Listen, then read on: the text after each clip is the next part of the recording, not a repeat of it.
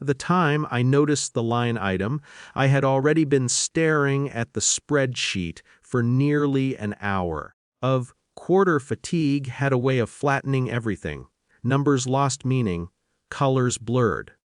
My coffee had gone cold twice, was clicking through expenses more out of habit than focus when the phrase caught in my mind like a splinter.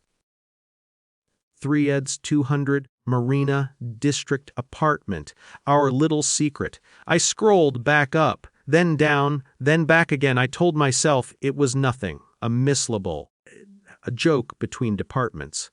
Some internal shorthand I didn't understand. We handled dozens of client properties, dozens of temporary rentals.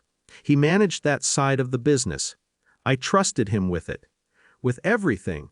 Still, hovered over the trackpad. I opened the attachment. The invoice was clean. Professional.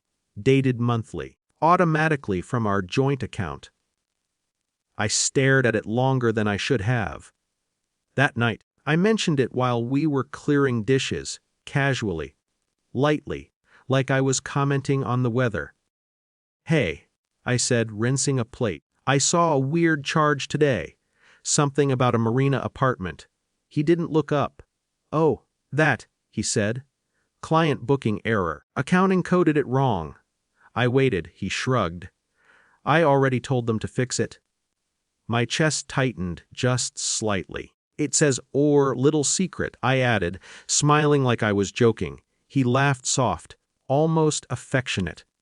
"Don't be paranoid," he said. The word landed gently, too gently. I nodded. "Right, sorry." And that should have been the end. I wanted it to be. For 2 weeks, convinced myself it was. But something had shifted. Not outwardly. Not in any way someone else would notice. Inside me, a small door had opened and cold air was coming through. I started paying attention. Not in a dramatic way, no spying, no sudden interrogations. Just listening differently, watching patterns instead of moments. His late meetings were always on Wednesdays. The Marina charge never disappeared. It just changed descriptions. His phone was suddenly always face down. He began complimenting me more, unprompted. Excessively. I told myself that meant nothing. I told myself many things. At night, I lay awake cataloging memories I had once filed under normal. Reading conversations in my head, wondering when I had learned to doubt my own discomfort. 3 years, at least. Maybe longer. I didn't confront him again. Instead, started learning, quietly. I read about joint accounts, about asset separation, about documentation, about what counted as marital property, about what didn't.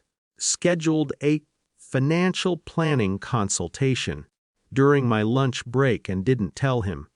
I brought copies of everything. The advisor didn't gasp, didn't dramatize, just nodded and said, "You're being careful. That's good. Careful." I liked that word. It sounded like respect. A month later, I found the second confirmation. It wasn't a message, or a photo, or lipstick on a collar. It was a lease renewal. Auto, forwarded to the shared inbox he had forgotten I still had access to. 12 more months, same apartment, same amount, same name, his. I sat in my car afterward and didn't cry. I thought I would. Instead, I felt something settle, decision finishing itself. After that, everything became logistical. I met with a lawyer recommended by the advisor, a woman with calm eyes and no interest in drama. She reviewed my documents. "You're well prepared," she said. "This will be straightforward." I moved part of my salary into a new account, legally, openly, with documentation, redirected automatic deposits. I photographed every statement, packed important papers into a small box and left it at my sister's house. At home, I remained exactly the same, laughed at his stories. I asked about his day. I made dinner. I listened to him complain about stress. Sometimes I almost forgot. Sometimes I almost forgave him in advance. But then I'd remember the word paranoid, and I'd keep going.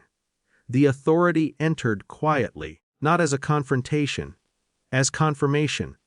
A certified letter from the bank, a formal notice from our attorney, a scheduled mediation date, stamped, filed, logged, irreversible. On a Tuesday morning, 3 months after I first saw that line item, left for work earlier than usual.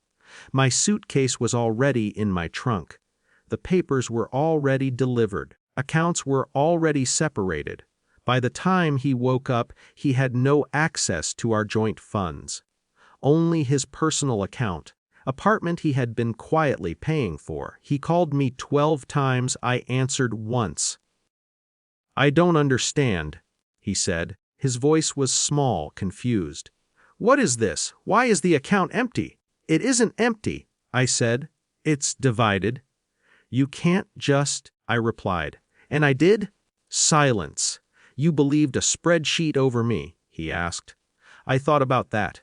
"No," I said, believed myself. "We finalized the divorce without theatrics, no shouting, no public scenes, no social media wars, just paperwork, signatures, end dates." Some friends were disappointed.